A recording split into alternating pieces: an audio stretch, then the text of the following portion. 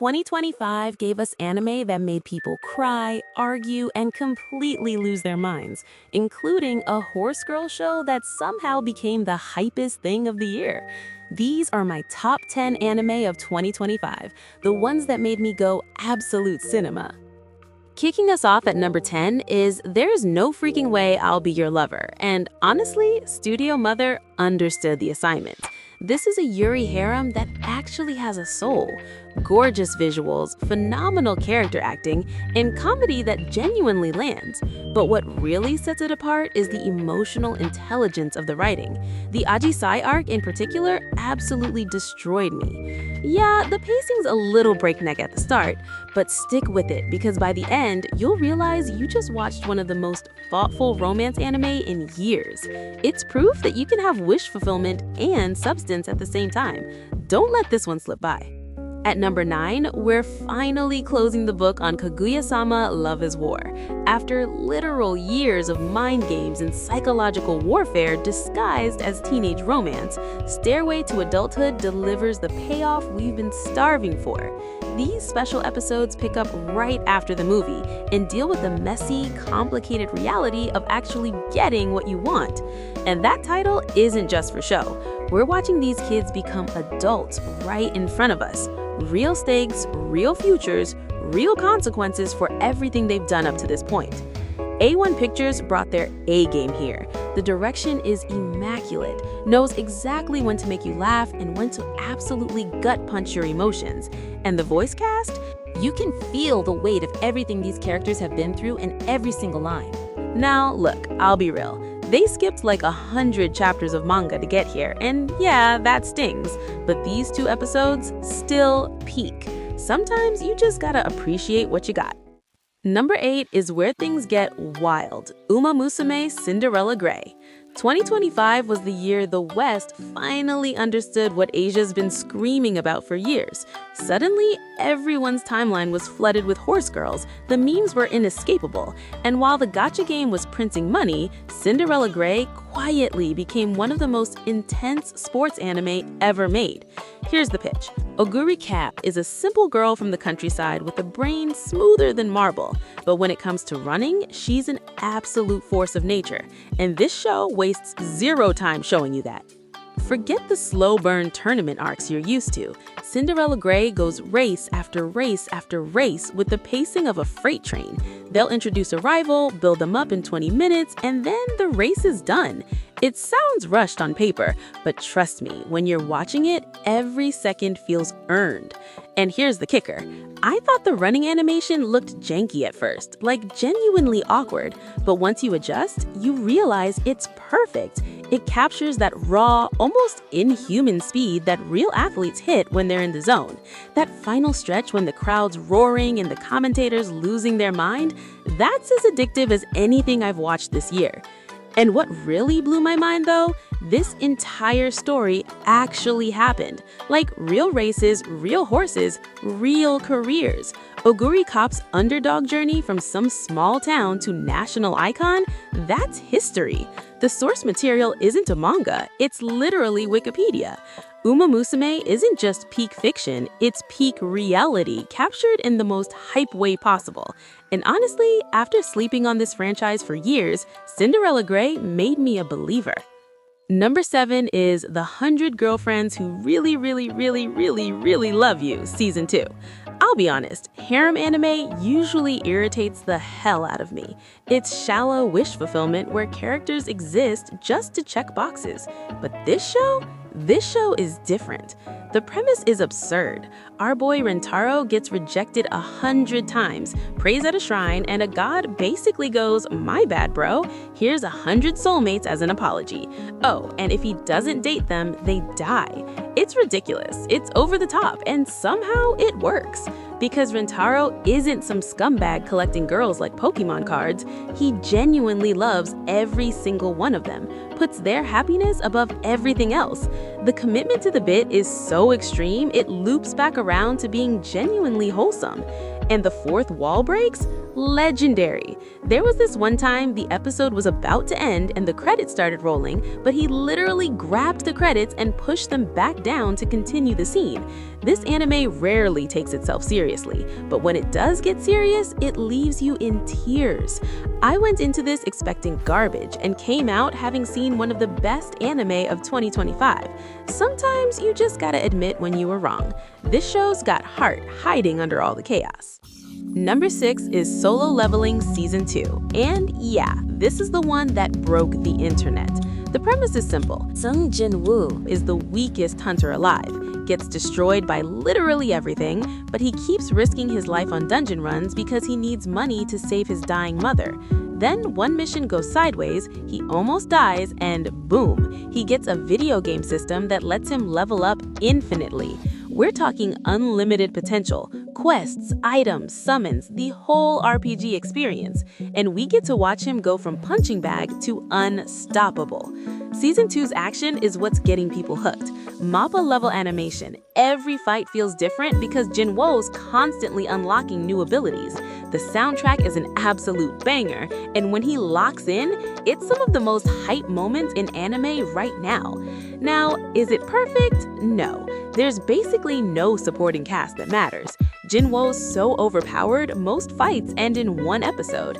It's very much watch the cool guy do cool things, but sometimes that's exactly what you want, and when it delivers on that promise, it delivers hard. Season 2 did add more S-ranked hunters with actual personalities though, so they're clearly trying to improve.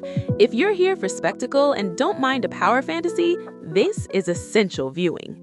Number 5 is Takopi's Original Sin, and I need you to understand, this is not a feel-good show. Quick warning, this one deals with extremely heavy themes. This makes Attack on Titan look like Saturday morning cartoons. We're talking unflinching depictions of bullying, abuse, and child suicide. There are no heroes here, just broken people hurting broken people. The story follows Shizuka, a girl being tormented by her classmate Marina, and I mean tormented. Destroyed homework, forced to eat garbage, kill yourself written on everything she owns, and physical violence. It's brutal to watch.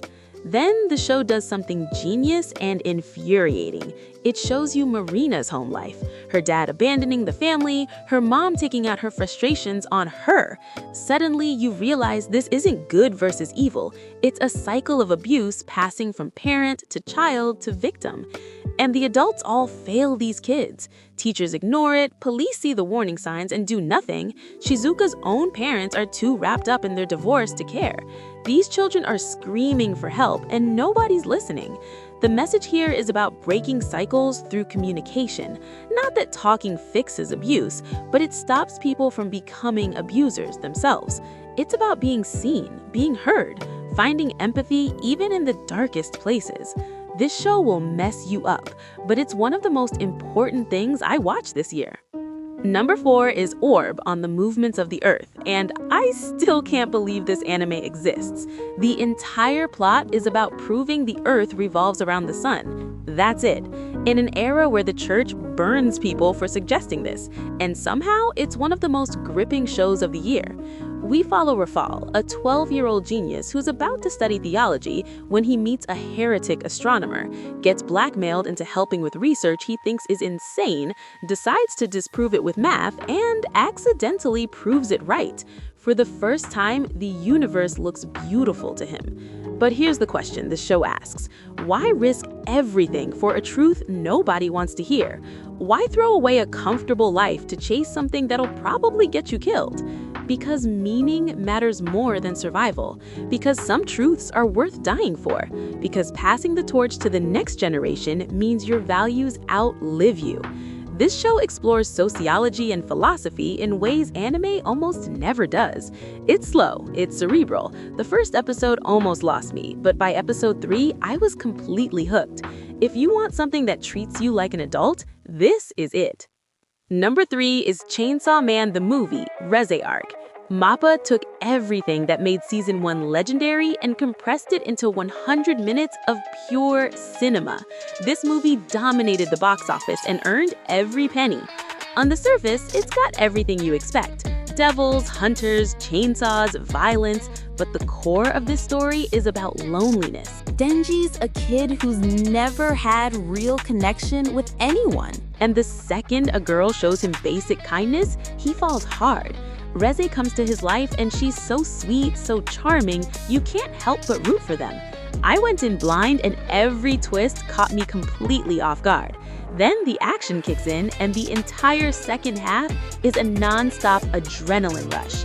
The animation is obscenely stunning, the emotional beats hit like a truck, and that ending, genuinely one of the best gut punches I've experienced in a theater this year. Whether you're a Chainsaw Man fan or not, this is essential viewing. MAPPA proved once again they're operating on a different level right now. Number 2 is The Fragrant Flower Blooms with Dignity, the romance anime that does everything right. Rintaro's this intimidating-looking guy at a delinquent school. Kaoruko's a refined girl at the elite academy next door. The schools hate each other, but they meet at his family's cake shop and instantly connect. Here's what makes this special. There's no manufactured drama, no miscommunication that drags on for 12 episodes. When there's a problem, they talk about it like actual human beings. I know that sounds like the bare minimum, but in romance anime, that's basically revolutionary. Every supporting character gets real development, and the whole time you're just watching two people fall for each other in the most genuine, wholesome way possible. The animation is gorgeous, the pacing is perfect, every emotional moment feels completely earned. This anime is proof that you don't need complicated gimmicks when you just let good characters be good characters. Alright, before we get to number 1, I gotta give some love to a few shows that just barely missed the list.